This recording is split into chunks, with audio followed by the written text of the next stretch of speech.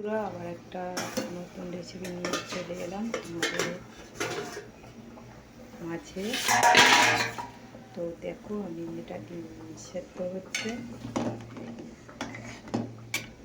যাই হোক এক ফোঁটা নুন দিয়ে জলে সেদ্ধ করছি। আর হলুদ আমি দিইনি, তো কড়াইয়েতে হয়তো কড়াইটা ভালো মাজা হয়নি, তার জন্য হলুদ হয়ে গেছে। তো চলো দেখি ডিমটা সেদ্ধ হয়েছে কি।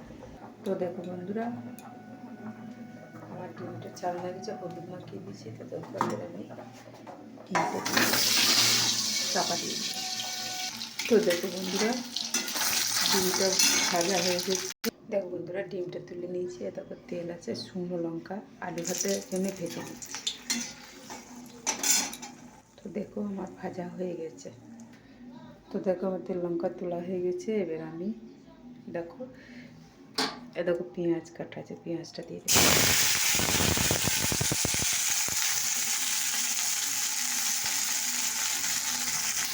তো দেখো লঙ্কাটা ভাজা আছে, একটু ছড়ানো হওয়ার জন্য মানে এটাকে মরমরে করার জন্য এটাকে নুন দিয়ে দিলাম।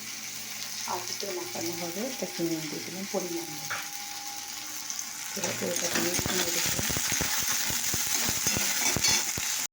দেখো এর মধ্যে আটা রসুন পেস্ট আছে।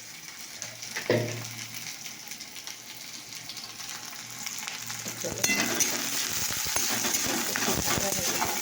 তারপর মশলা দিয়ে নিতে। তো দেখে একটু ভাজা ভাজা হয়ে গেছে। এবার আটা রসুনের পেস্ট আমি দিয়ে দিলাম।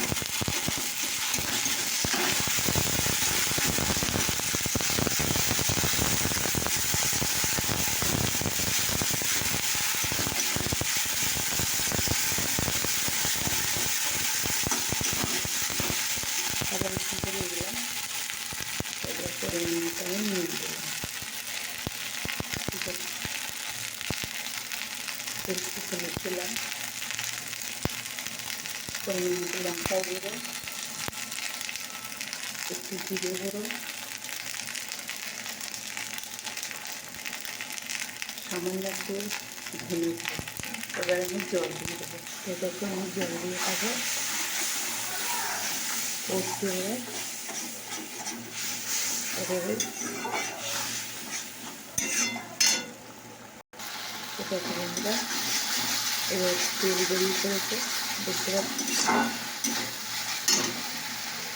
তোমরা বুঝতেই পারছো। তো চলে গেছে মানে এবার আমি একটু জল দিয়ে দেবো। জল দেবো না, তো ডিমটা দিয়ে দিই।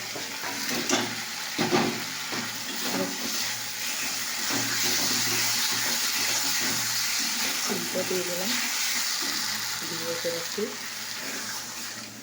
জল দিয়ে দিলাম। তো দেখো আমার রেডি হয়ে গেছে। তোমরা কে কে খেতে চাও চলে এসো আমার প্রোফাইলের মধ্যে।